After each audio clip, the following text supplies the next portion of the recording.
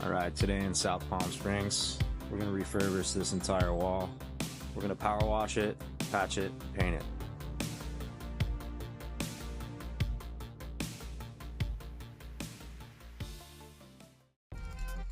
So for this wall, you can see I used the 3-part system. I use spec mix, fill in a lot of these big gaps. I use caulk to sort of smooth out the smaller gaps. And then over the top, I use red guard to waterproof everything. So we're now ready for paint.